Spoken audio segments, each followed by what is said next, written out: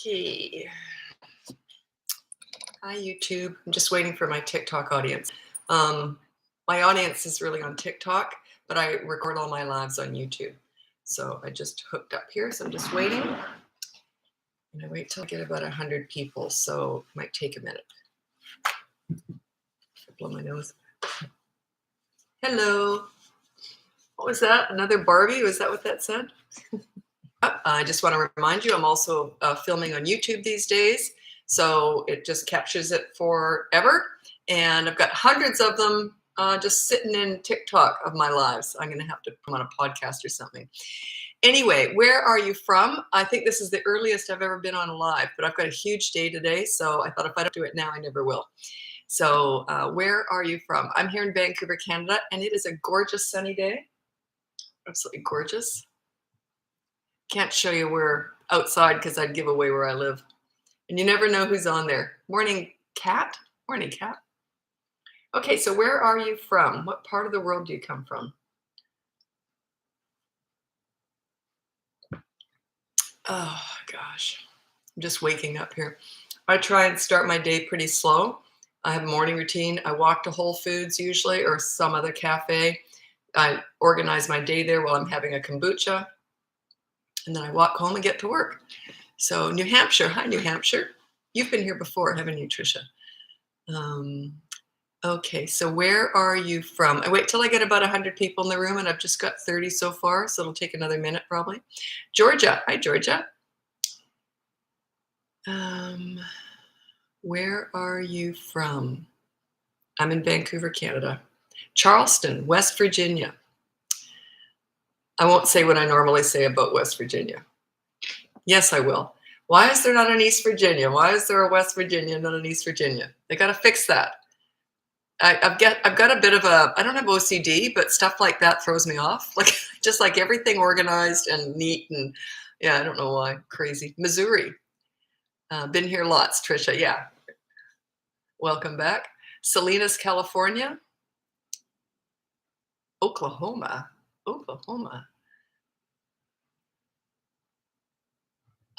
Oh my God, your mom has a TikTok.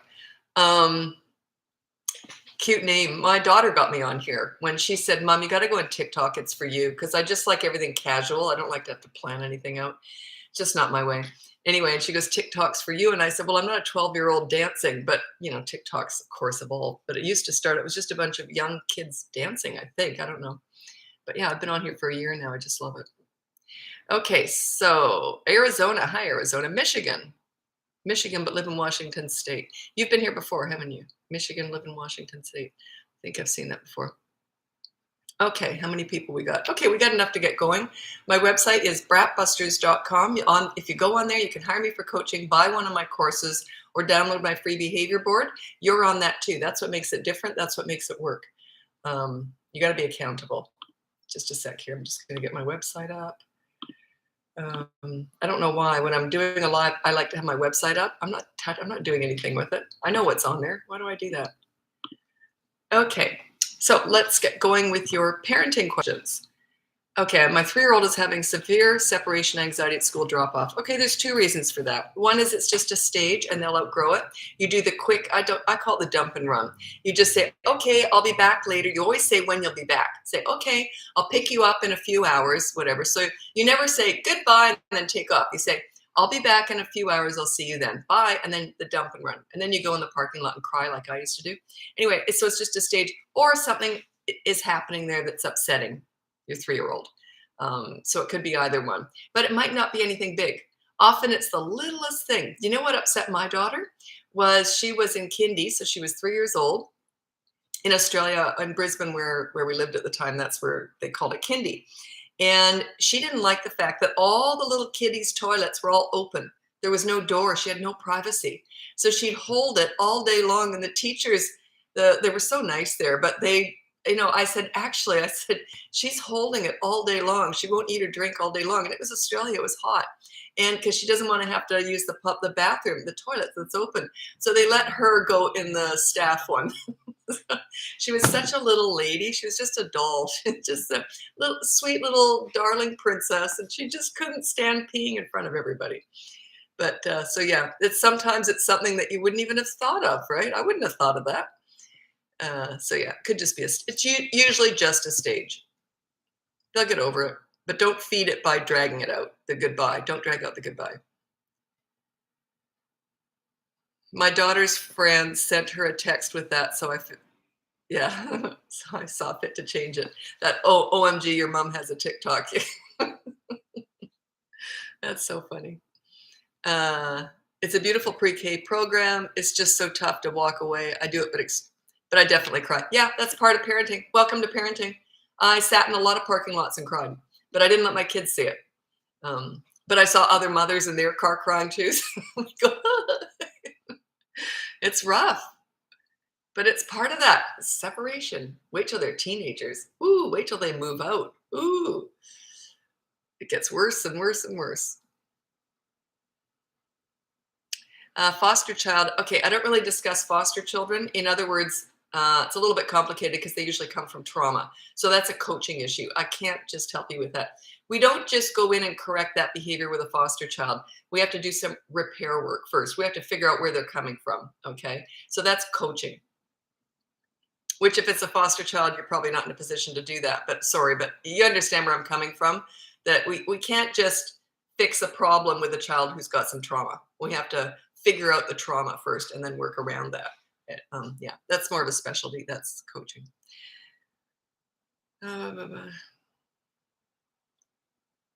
17-month-old whines and drags me around the house, won't play alone. Well, if you're being dragged around the house, that's a learned behavior. So they've learned to do that. So I would just break free and say, no, I'm busy. And I just let them tug on my leg and then make sure there's something there they can play with. So eventually they'll learn. It's just a stage. If you keep feeding it, though, it won't go away. So don't keep being dragged. I was talking, I get this a lot in coaching. You know, they just can't entertain themselves. And I say, well, yeah, my daughter was like that. My son was very good from really young to entertaining himself. She wasn't. But she got really good at when mom said scram. Like I would just say, I'm busy here. I got to cook dinner. Scram. And she'd go toddle off. She just learned. They were very, I was a stay-at-home mom. I was all over them all the time. But when I said scram, didn't bother her. She just would wander up. Then she'd play alone. So she knew when I said scram, that was it. That's what my mom said to me too. I'm cooking dinner. Scram, you're in my way. Actually, mom had it built so they had like what do they call the seating area, and it was like a 3-sided seating, like a nook in the kitchen. And I would stand on there and I could reach the sink and I would help her cook.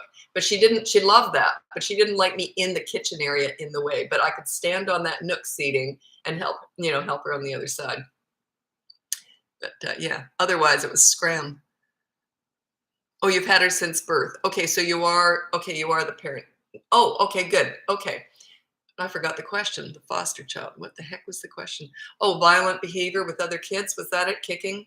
Stuff at home? Yeah, just make sure you put it on a behavior board. 5 years old is old enough to understand that. Use the behavior board and say, no hurting other kids. I think that's what you said. If not, it's a good comment anyway.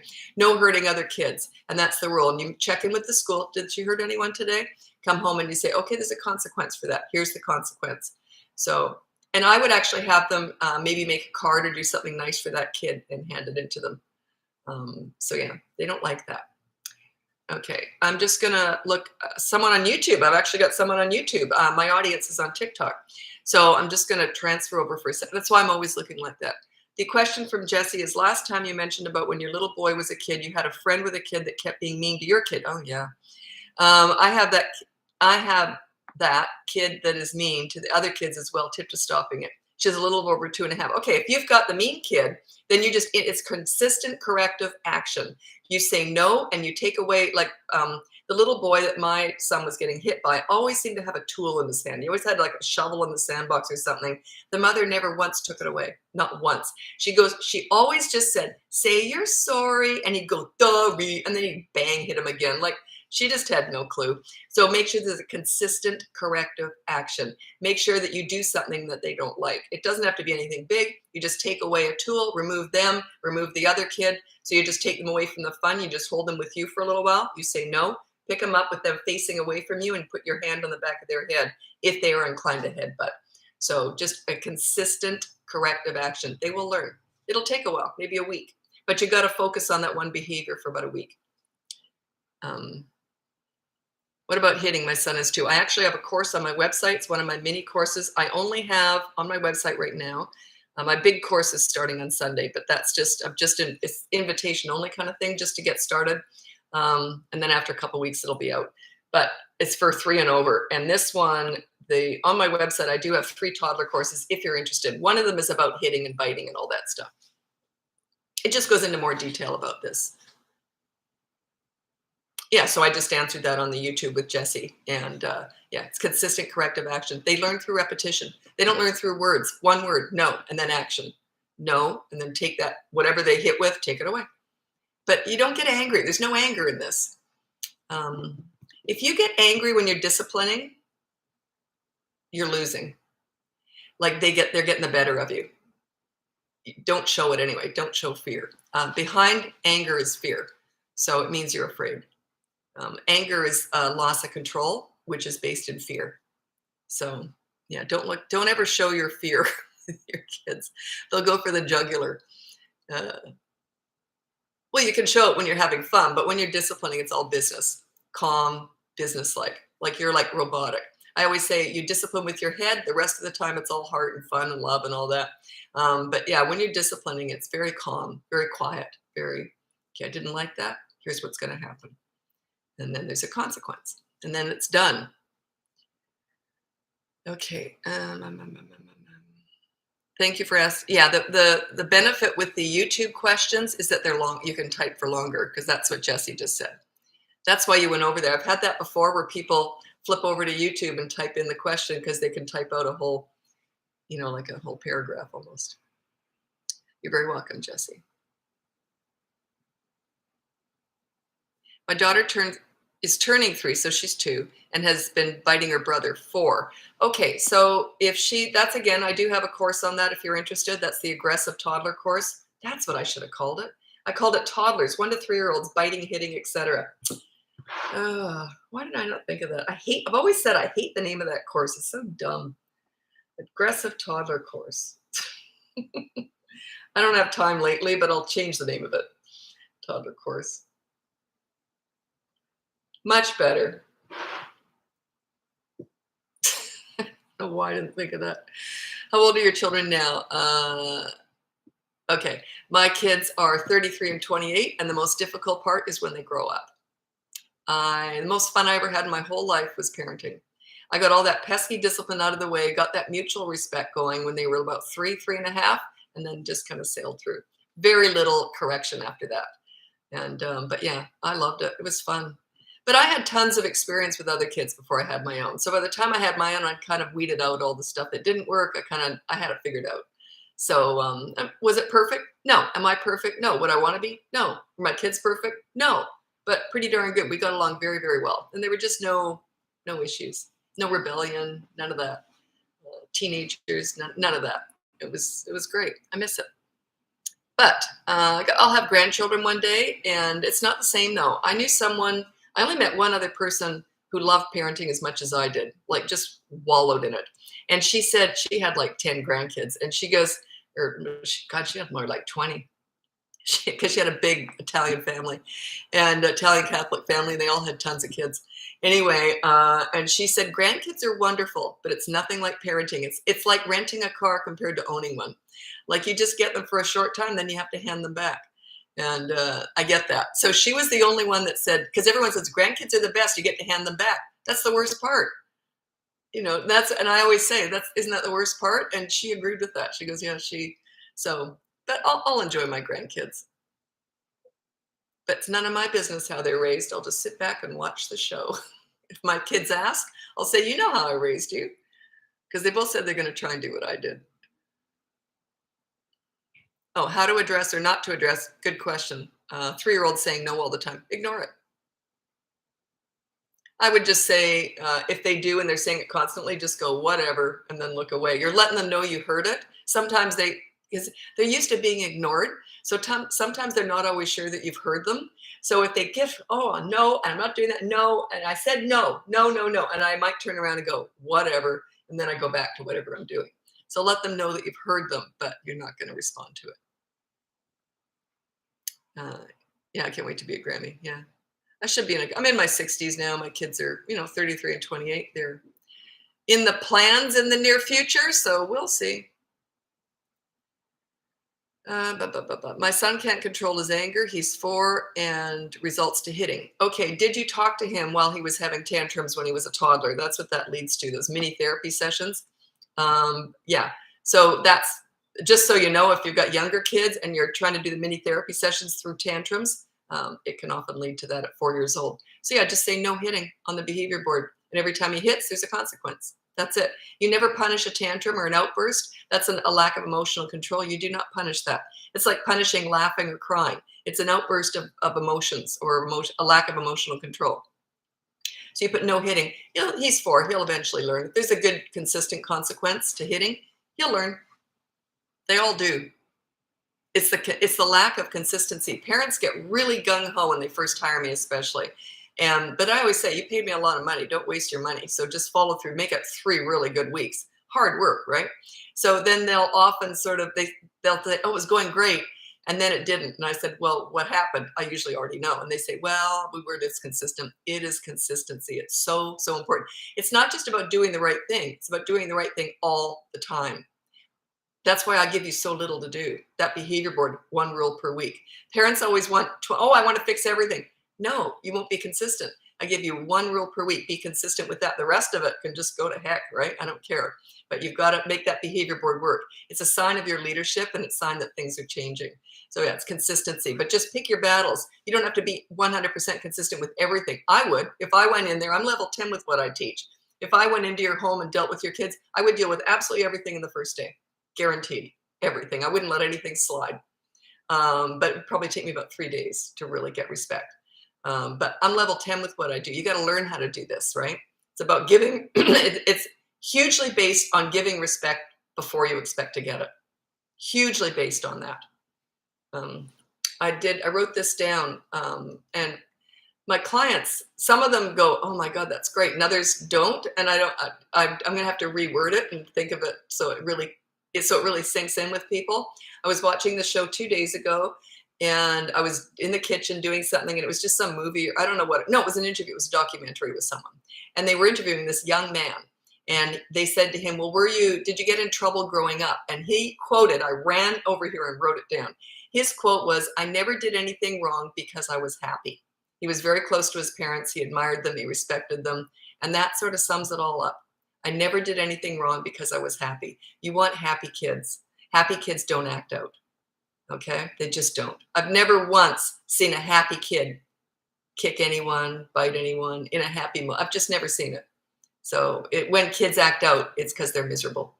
Okay, I'm going to look on YouTube. I've got a question on there, but I think you wrote it down and then bailed because there's no one on there right now. So that's what people do. They're on TikTok, but then they type a question in YouTube, bail, and then come over here and see if I answer it. But I'm not on YouTube, really. So, okay, my daughters are 2 and 4 years old. They share a bedroom. My 4-year-old pooped in the floor, and they both played in it. They will both use the potty, so good for weeks, then suddenly stop, and we have to start all over again. I'm at a complete loss. Okay, the 2-year-old, sorry, I'm going to answer on here because there's no one on YouTube right now, and that's from Shalonda. The 2-year-old, you can't blame them for that. They're just 2. They're the victim. The 4-year-old, I don't know what's going on. It almost sounds like a little bit of rebellion to me. There's something going on there.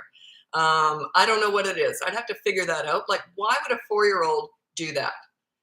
It's a little bit of a rebellion, a little bit of, I'll show you. There's just something in that with a 4-year-old, not a 2-year-old. Now, 2-year-old, they'll put their hands in their pants and smear poop on the wall. 2-year-olds don't make any sense. They're crazy. They're just forming, right? They got like one marble and tumbleweed in there. 4-year-old knows better. They can reason. They know what they're doing. So it says to me that your daughter doesn't respect you, and you got to work on your leadership skills. If you want my help with that, I don't know why she'd do that. I don't know why that says a little bit of a up yours to you. That's my gut reaction, is she's acting out against you. Because that's my gut reaction. I could be wrong. But yeah, I think that's probably it. If you want my help with that, you can hire me. It's on Bratbusters.com, and we can work through that together. Have I heard of that before? Oh, yeah. So if you're worried that your daughter's messed up and will end up in an institution, probably not. Like I've heard of it before. Older kids than that. So some kids just do stuff like that. Is it gross? Yeah. Welcome to parenting. Stuff happens, right? Okay. Marble and tumbleweed. Yeah, they think about it though. If you've only been in the world for 2 years and the first year of it, you were a potato laying in a crib. I mean, let's face it. How could you possibly have any context of what life's all about? Oh my God, I can't believe you smeared poop all over the wall. And they're like, why?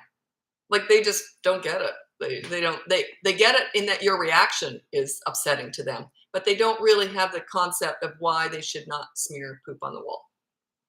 Like they haven't lived long enough to understand that. So, my best advice for you, if you've got a toddler is under 3 to me, it's 1 and 2. A toddler is to completely childproof your house like I did. Everything was waist or up. All my plants were up high. It looked ridiculous. Everything was up high. I didn't want to ever say no. I just wanted to relax and enjoy my toddlers, which I did, because there was nothing they could ever get into. I childproofed everything. And if you have a climber, I know some people say to me, what do I do if I got a climber? Because you can't childproof chairs that they drag over. And I say, I'd put bells on them. So, and there's alarms that you can buy for things like fridges that are open there. I think there's fridge alarms. Don't ask me about all that because I'm not up to date on what's out there. But childproof makes your life a lot easier. And the thing is that when you childproof your home, their whole focus is on doing the right thing. So they don't get used to doing the wrong thing. So when I took my kids out, they weren't precocious at all. They didn't get into things that other people, because they weren't used to doing the wrong thing. They didn't have any experience with it. So it actually works in your favor when you take them out too. Because I know people used to say, I'd never do that. I want them to learn how to not get in things. And this is the same kid that was just swimming in the toilet. Like, I would not want for that to ever happen, ever in a million years. So I avoided all that stuff.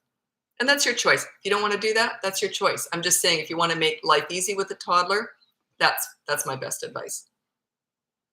How do you help them learn emotional control if you don't put those things on the behavior part? How do you stop? Well, I'm gonna love this question. I just haven't figured it out yet. How do you help them learn emotional control? Right. I know how to do that. If you don't put those things on behavior board. You mean the emotional stuff? Is that what you mean? So I never put anything emotional or personality based on the behavior board, or attitude based ever. Like stop being rotten. Like, I've had clients who've done that. One of them was hilarious. It was this dad. I thought he had it. I thought he did. And then I found out next week he'd put stop being a BITC blah, blah, blah to his teenage daughter on her behavior. I said, we don't use it to name call. Anyway, you never put anything personality based on there because we don't want to do that. It's just psychologically, it's not right. So, but you put like actions and words and stuff like that and hurting other people. So the only personality based thing that I ever put on there is no lying. If they lie, I will put no lying, because that I sort of consider a behavior. It's not I sort of separate that. I think that's the only one I put on there. What happens is, now let me get this question. I'm just not 100% sure on your questions. So emotional control, well, let's just go with that. How do you help them learn emotional control?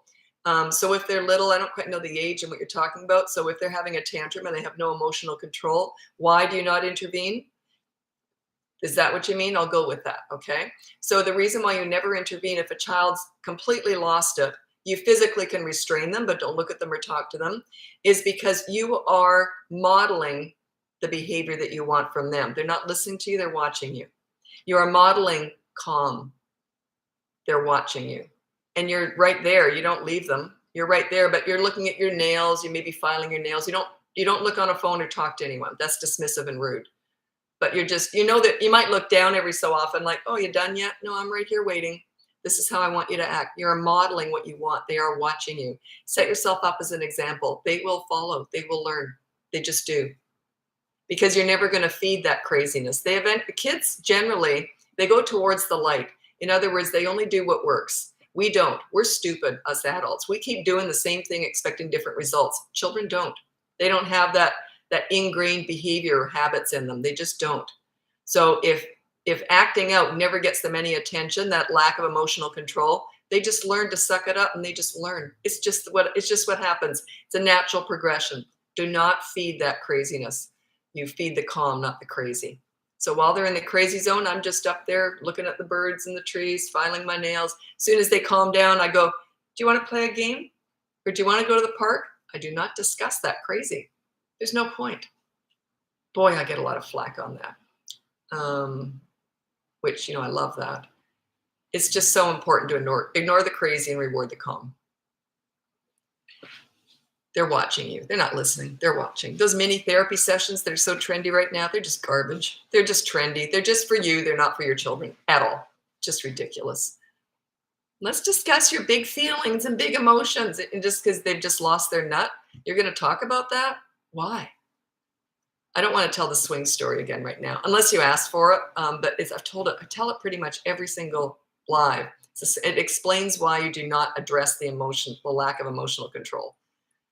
It's a really good story. But anyway, you've probably heard it. So someone said it totally works. Yeah, it just does. The difference is, here's where it tanks, is people say, well, I ignore that tantrum completely. And then after the tantrum's finished, they'll go, well, that was rotten. And then they'll talk about it. That completely negates everything you just did. So there's no reward for the calm. They've just calmed down, and now you're berating them about how rotten they were. You see, it's just they're so mixed up. It's such a mixed message. So here I am filing my nails while they're crazy. The second they calm down, you go, oh, you ready to go now? You want to go to the park? See, I've just rewarded the calm. As soon as they've got control of themselves, I've rewarded it. It's a muscle. They learn to exercise with this method. Otherwise, if you're continually talking them through and trying to talk them off the cliff, they're exercising the muscle. This gets attention. This gets attention. I'm going to keep doing it. So it's a psychological thing. I've worked with thousands of kids. It just works. It just does.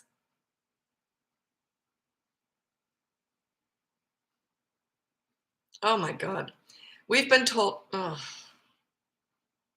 don't know why this annoys the crap out of me, because it's so trendy and it's so messed up. We've been told so many times to speak to them after they've calmed and explain the situation. Why? They understand it. Why? That's for you. That's not for them. It makes you feel good, makes you look good. You're not doing your kids any favor at all. Let's say you're speeding. You get pulled over and the cop comes to you and he says, okay, so that was the crazy. The speeding is the crazy, okay? He pulls you over. Now you've stopped. Now you're in the calm zone. He comes over and he says to you, okay, so you were speeding, so we're going to give you a ticket. And then that's it. He says, drive carefully, have a nice day. And you're gone. Does he stand there and discuss everything you did wrong? You did that, and then you shouldn't have done that. You shouldn't have done that. How are you feeling when you did that? How would you feel towards him? Would you want to punch him in the face? Like, wouldn't it be annoying to be berated like that? Yeah. Anyway, I know it's trendy. I know that. That's why I stay out of, I've never read a parenting book. I've never read a book on kids. I never look at anyone else, what they're talking about. So if I'm getting upset with that method, I don't know who's teaching it. I stay out of that. So I'm not insulting anybody, but that method is ridiculous. It'll go out of style one day. It has to, because I deal with the parents who've been doing it and they're just a mess. Like, it's just not working. If you have an easy kid, anything works. But most kids do challenge you from time to time. That's why when people ask me to critique something on TikTok, I'll never do that, because I'm never going to insult someone. Like, if I am, it's indirect. I don't know who I'm insulting, but I'm extremely frustrated by that. It's so misdirected. Got me fired up. Okay. You know why? Because I have to erase all that. When I'm coaching, I have to erase all that stuff that's been done. We have to work through that, and I have to explain why. And they already know it doesn't work by the time they come to me. They realize, because their kids get a little bit older, and it backfires. It backfires when they're about 6, 7, 8, it backfires.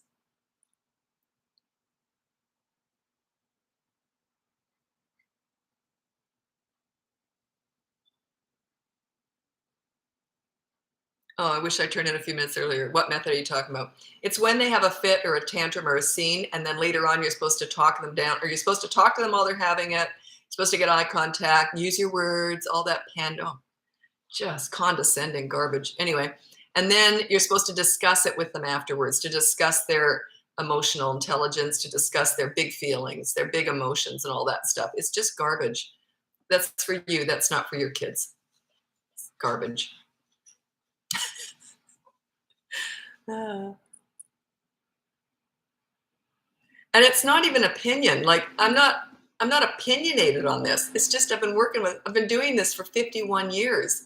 I know what works and what doesn't. Times change, but people don't. You don't reward the crazy, you reward the calm. I mentored troubled teens.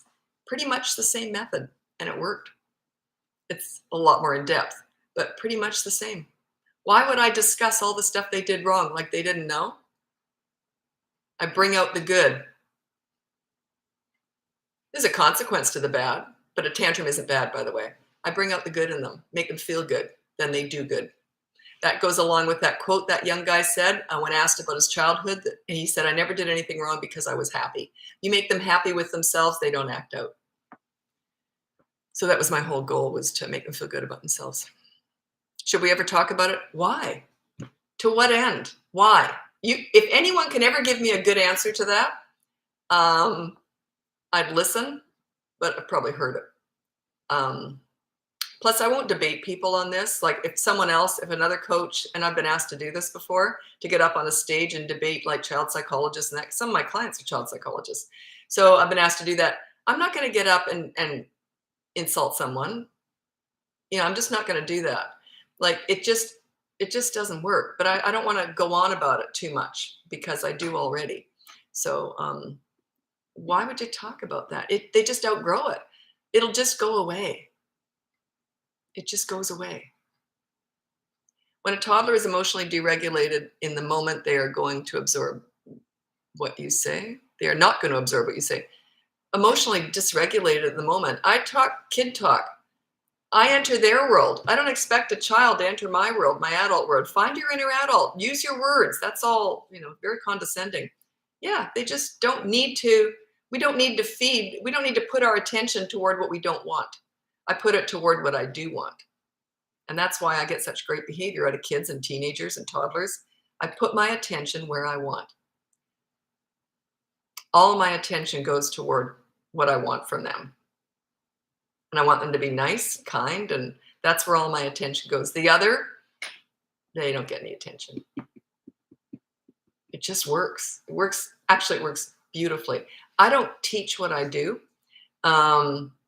Sometimes someone will ask me, if I get a child psychologist for a client, they want to know. They'll want to know. And I'll tell them. It's very in depth, and it's a lot of body language.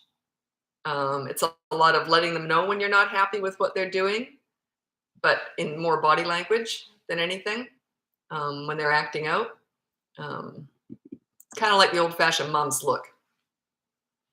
But anyway, yeah. Why do you need to talk about emotional regulation with a toddler? It just doesn't make any sense.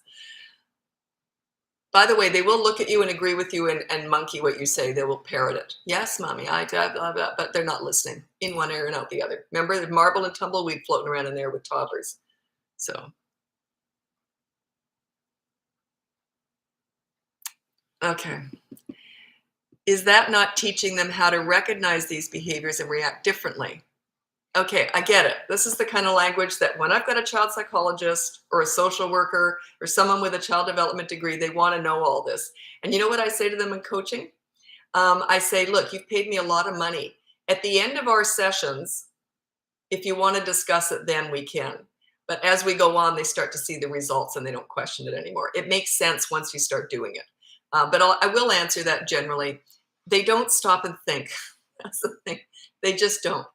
They don't stop and think, last time we were discussing emotional regulation, and I learned that that's probably not a very good thing to do, so I don't think I'll do it this time. They just don't stop and think. They just do it. But if they're used to always being there's a reward for being good, and they're being ignored or corrected for being bad, and a tantrum is not bad, by the way, they just go towards the light. They just do. They do what works. If having a tantrum never gets them attention, they stop doing it because it doesn't work. Attention is food. Even negative attention is tantrum food. Don't feed the tantrum. Yeah, I had a client.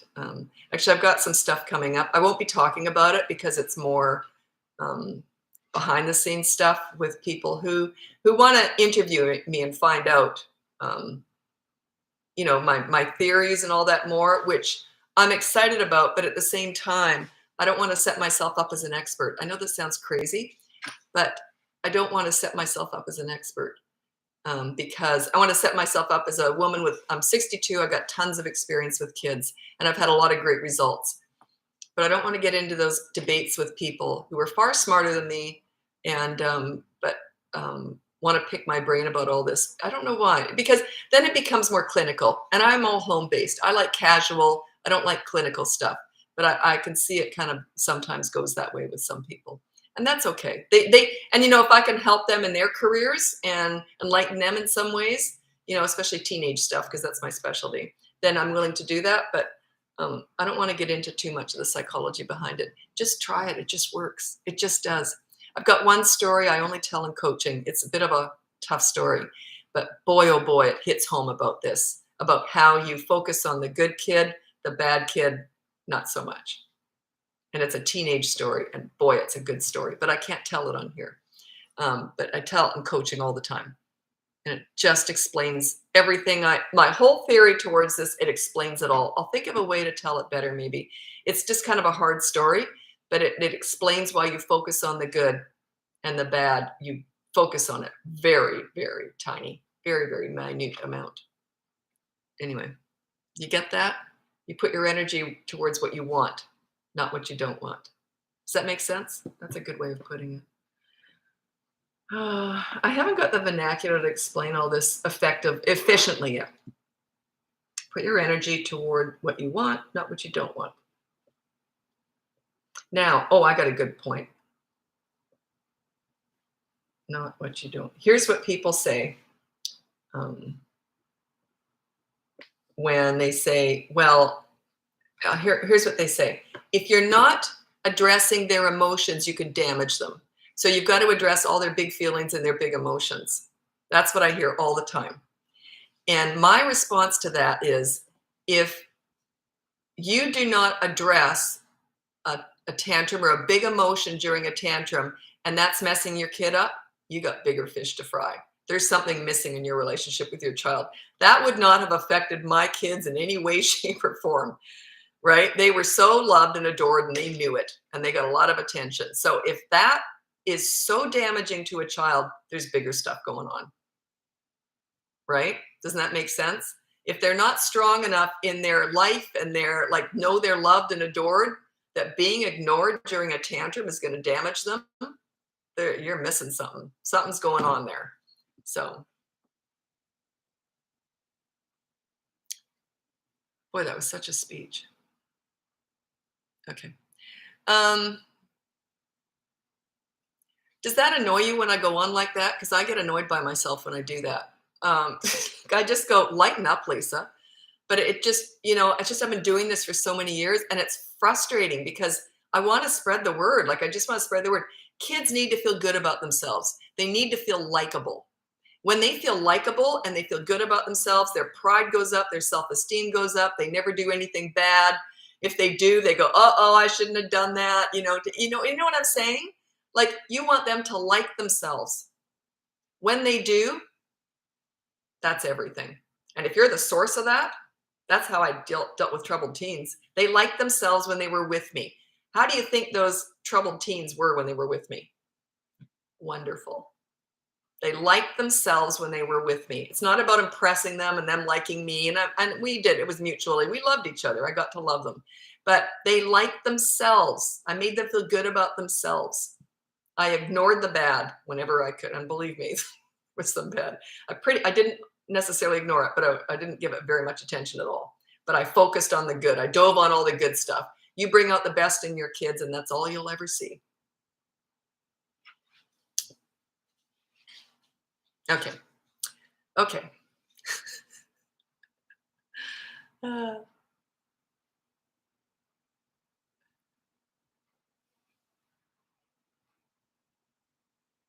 Someone said, I wish someone cared about my well-being this much when I was a kid. Yeah, a lot of people. I was very lucky. I was adopted, and I was raised by very loving parents. So I was very lucky. Gave me an edge for sure. Had a lot of confidence, and gave me an edge. But I worked with thousands of families over the years who weren't raised by loving parents, and anyone can learn this. Anyone can learn this. What you went through in your childhood does not need to be repeated, unless it was good.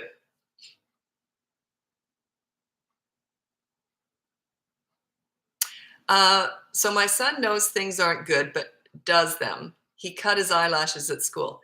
Yeah. Well, I don't know what to say. I don't know what you're doing. What kind of parent are you? Are you the authority or the pleaser? I'm the leader. It's very different. But yeah, I'm not the authority or the pleaser. The pleaser does all those mini therapy sessions. The authority just hits and yells. That's extreme, but that's sort of my best explanation. So I don't know what kind of parent you are. I don't know what's going on. I don't know how old he is, when that started, So you got to set yourself up as a leader. That stuff just doesn't happen. If you're a leader, it just doesn't happen. It just doesn't. The only thing my son did, should I tell this story again? It's kind of a long one. Anyway, I made all my kids' uniforms, school uniforms, and was very proud of them. It was like a button-up shirt, it was a lot of work. And my son he was grade 1. He'd never had real scissors, and he'd only had like those, paper ones that don't even cut paper barely. So he had these like shears. They how they have a list on school and what they want, and they were like shears. And anyway, he had these shears that I bought him, and they were in his bag. He'd never cut anything like, really like with these things. He had them. He cut the pocket on his school shirt.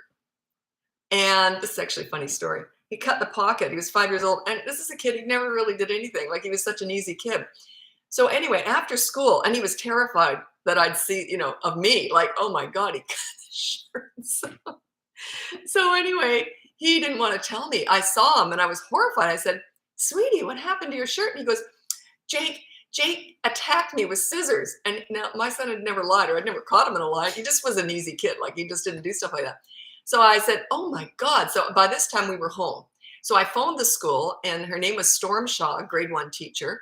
And I said, Storm, I said, my son said that Jake attacked him with shears. And she said, Jake is my nephew, and that doesn't sound like him. Like, if someone had said that about my son, I would have said, no, that wouldn't have happened. So she goes, that doesn't sound like Jake. She goes, let me get to the bottom of it, and I'll get back to you. So she talked to each kid individually. She found out my son had done it, and Jake was completely innocent. And then she phoned me from school, and she told me what happened. And I said to her, I'm on my way. And she goes, no, just calm down and pick him up after school. I never did anything. Like, there was no consequence. He suffered enough just thinking about what mom was going to do. But anyway, yeah, he lied to me to cover that up. So, but basically, he was a really good kid. I was shocked he did that. But yeah, he just didn't want my wrath, because he knew how proud I was of these shirts that I'd made, right? But anyway, poor Jake was blamed for absolutely nothing. So for years I was laughing. And years later, it was just a few years ago, I had messaged that teacher and told her that story. And but her name was Storm Shaw. She was a great teacher. No bull crap. She was just a really good teacher. Kids respected her. And she, all of her family was named after the weather, like rain, it was really cute. Okay, that's enough about that. But yeah, kids are going to do stuff. Cut eyelashes, cut their pockets. They're going to do stuff.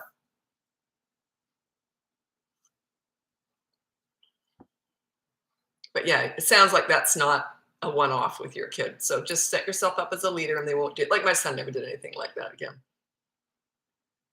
He was thinking that those scissors would just fold the fabric, right? Like all his scissors at home did.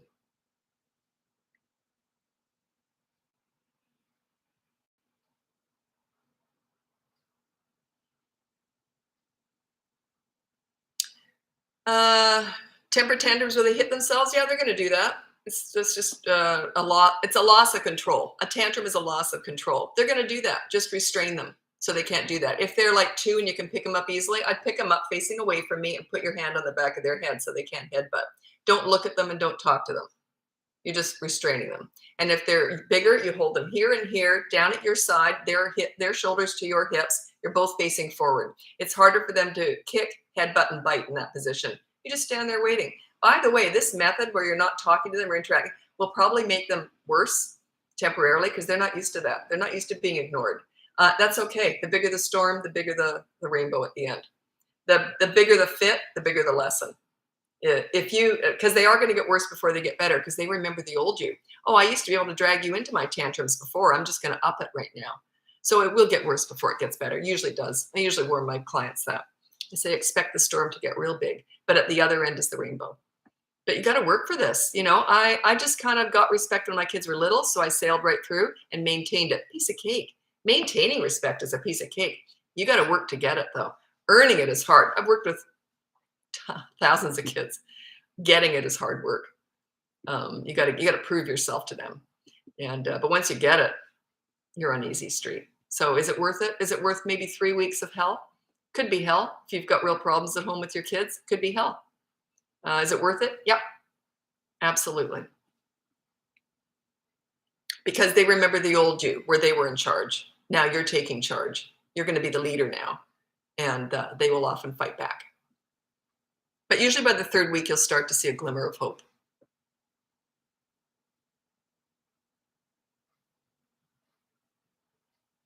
Ten-year-old terrified of thunder and lightning? I don't know. I would just get headphones and put that white noise on or something. I don't know. Don't blame them, really. My kids grew up in Australia, and the storms there were unbelievable. And that would rain like so hard, you were just soaked down to your underpants within maybe 10, 15 seconds, like just buckets. I've never seen anything like it. I was driving, it's called Gympie Road, and it was in Brisbane. I was driving along the road, and we got a rain. You have to pull over when it rains like that. It just buckets because you can't drive in it because the road, even though it slopes down and away, the road fills up with water. It's that fast. I saw a bus just go sideways right in the middle of a highway because it was just floated off. Storms like you wouldn't believe. But then it's over and the sun comes out again. That's why you pull over. It's only like a few minutes.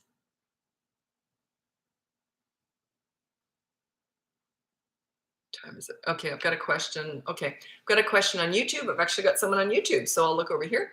What are some what are some consequences for a 4-year-old who doesn't listen? I'm trying to stay calm, but okay. They don't listen because they don't respect you. When they respect you, they always listen. They just do. So start with my behavior board. It's free on my website, bratbusters.com. And you set up a rule and a consequence for everybody, you included. That's what makes it work. You got to give before you get.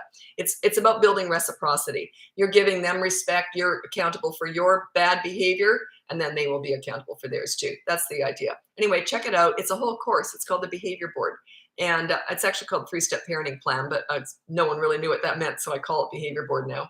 And but yeah, it's all free. It's on my website, bratbusters.com. I love this. What if your child says things like, "You don't love me," when you tell them, "No, can't play," etc.? So in anger, they say they don't love you. I would go, whatever. Like, why? Why does it matter? If they say that when you're at Disneyland on the roller coaster, maybe I'd be concerned. Then I would investigate. Well, you're having fun. It's a great day. I don't love you. I would investigate that. But if it's in anger, I hate you, and you hate me, and I'm awful, and then I go, whatever. Like, there's no way I would get into that conversation.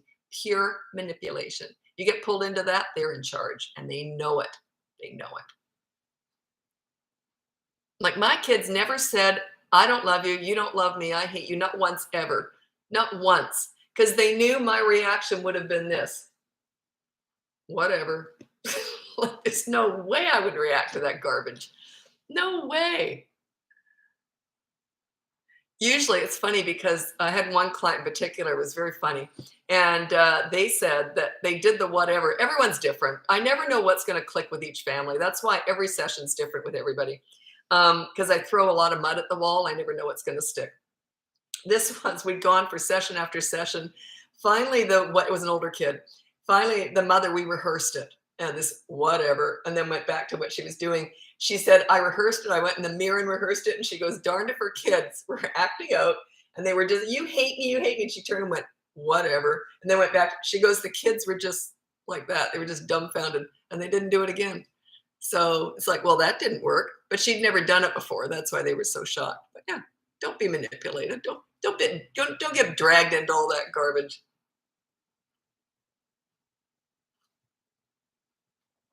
Bad behavior at school, what to do when he comes home.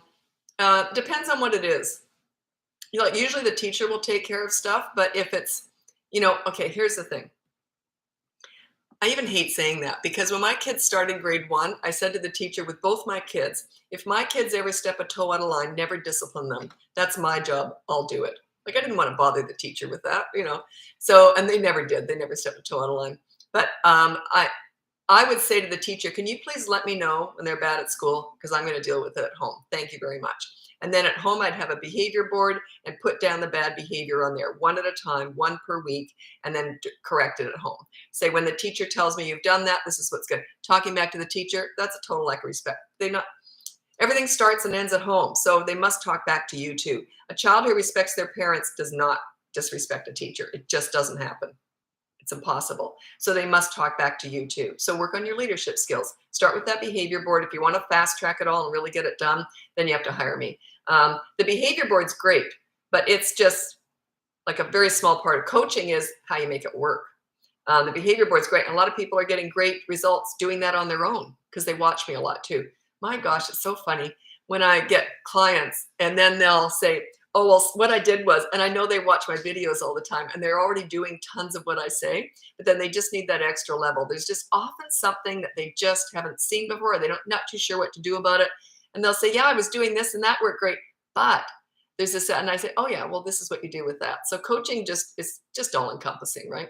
But yeah, that behavior board, tons of people are getting great results without hiring me. They just get that for free and they're getting great results with that. So yeah, a child who respects their parents respects everybody. Past the age of about 3.5. Then that leadership umbrella is cemented. They carry it everywhere they go. They respect you. They respect everyone. It's just the way it is. It becomes part of their personality. It's ingrained. How do you handle back talking on the spot? You don't. You got to work for that. Back talking is a sign they don't respect you. You don't get respect on the spot. It doesn't work like that. It's just a sign that you got to do the work behind the scenes, and then that stops. Like if a kid had back talk, if I just met a kid, and I've never worked with an easy kid, by the way. If I just met a kid and he said something snotty to me, I would deal with it like this. I'd go, yeah, okay, we'll see about that. Because I know how to get respect. Once I get it, that just stops. It just stops. It's a byproduct of a lack of respect. You see what I mean? You can't stop the action until you fix what's behind it, which is the lack of respect. So yeah, work on your leadership skills. If you want to hire me, it's bratbusters.com. And all my free stuff is my behavior board on my website. And this, I'm on here every single day answering questions. I spend hours every week doing this for free. So this is all my free stuff. The behavior board on my website, bratbusters.com, and this. If you want to go next level, then you have to hire me.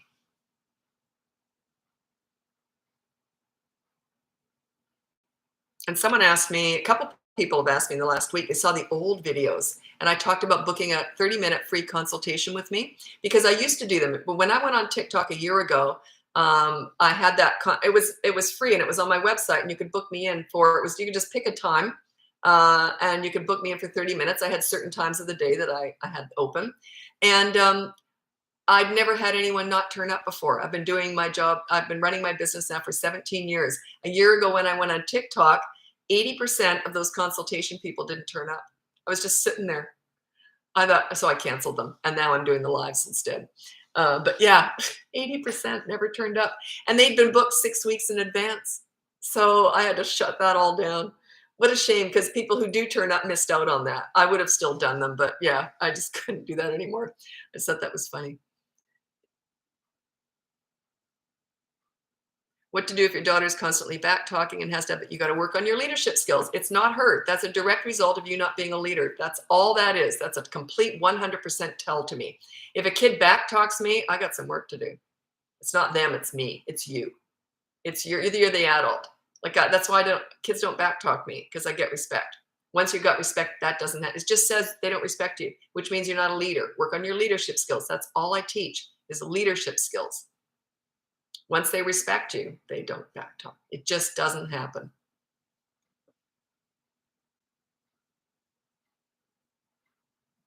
That's how I feel. I'm just missing one thing, getting there. Yeah, there's often, like people will say, well, I've been following you for a whole year now and I've done everything you've said and it's not working. And I'm like, okay. So then I investigate and sure enough, they're not consistent, or they're using timeout, which I hate. That's not my method. So they're mixing me with other people. You can't do that. It's like a diet. You got to pick a road and go with it, right? Because everything's meant to work together as a specific methodology. This is my methodology, calm leadership. That's what I teach. So if you were to throw timeout into my calm leadership, it would tank. So they're doing something. You're missing something, or you're doing something that you shouldn't be doing. So, but yeah, that timeout I hate it. I think it's really mean. And I teach respect. So to me, timeout is disrespectful. What advice do you have for parents to improve their leadership skills? Just keep watching me, but use my behavior board. It's free on my website, bratbusters.com, and it teaches you how to give respect to get it. That's the leadership. That's how I go. It's about reciprocity. You got to give to get. Like parents just expect, well, as soon as they respect me, I'll respect them. Are you kidding me? You got to teach them how it's done. You're the leader. Leaders teach. They don't have these expectations without putting in the work. You got to earn this. You don't just demand it. You got to earn it. You got to command it. A lot of body language, a lot of tone of voice. I was a really crazy, goofy mother. I was as crazy as they get. I won't go into great detail, but I was crazy. But I didn't have to discipline. My kids were easy because they knew I was the leader. Because if they ever stepped a toe out of line, I'll tell you what, those underpants came off my head pretty fast. Because I used to be the panty monster, and I'd chase them around the house with underpants on my head. That was just one of the things I did. But yeah, if they ever stepped a toe out of line, those underpants would have come off. I would have gone, excuse me? Oh, sorry, Mom. Sorry. Because they wanted the fun mom back. So yeah, just work on your leadership skills. That's on my website. You can hire me to fast track all that, or just keep watching. Okay. Out, but I'll say, let's step away and calm down. Yeah, I wouldn't say that. I would never tell a child to calm down. If you were talking to an adult and they were mad at you and you said calm down, what would that do to you? Would you calm down? Oh, okay, I'm calm. Yeah, I don't do that. I think it's insulting. Calm down. In other words, you're hysterical. Calm down. Yeah, I don't talk like that. It's like if you're talking to a teenager and they're just getting unreasonable, you don't say, well, we'll talk again when you calm down. Good luck with that. That's an accelerator. I would say, okay, I'll tell you what, let's discuss it later. Let's discuss it later, and then just disengage with the conversation. So, but I would never say calm down.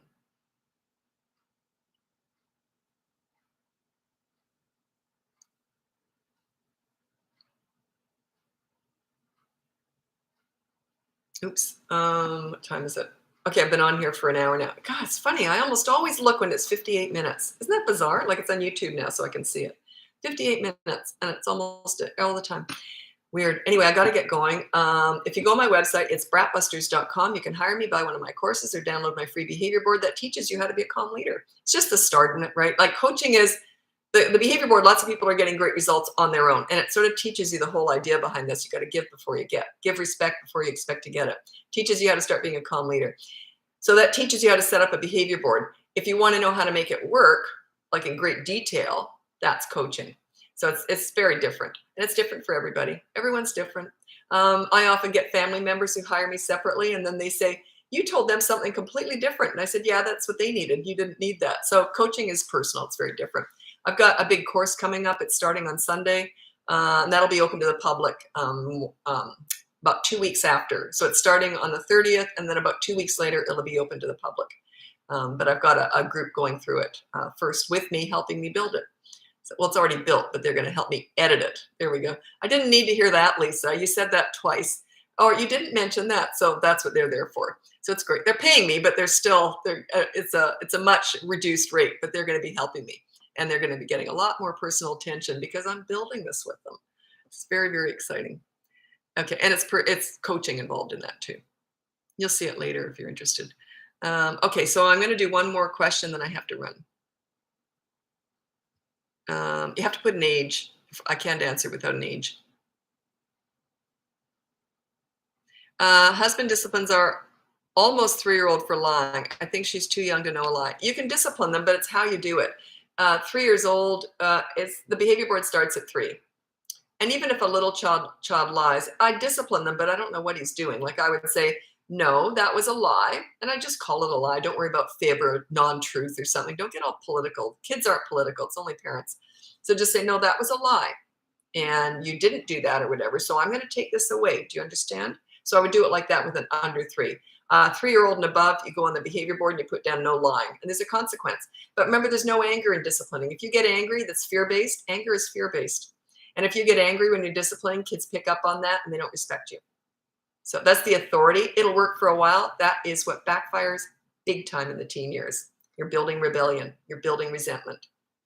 If you're the authority, you're in charge. You're where the highway. You yell. But yeah, that builds resentment. The please your parent, which is very trendy right now. It's all about the mini therapy sessions, discussing all the big feelings, emotions. That raises the entitled snowflakes. That you didn't validate all my feelings. I'm just the bus driver lady. Like, so that's the two opposing styles. I'm exaggerating, but that's the exaggeration of those two styles. So perhaps he is the authority, and that's why you don't like it, because I would definitely address lying. It's how it's done. Okay, I got to go. Thanks so much for watching. I'll be back again tomorrow. And check out my website. There's stuff on there, and that behavior board's free. Okay, talk to you later. Bye now.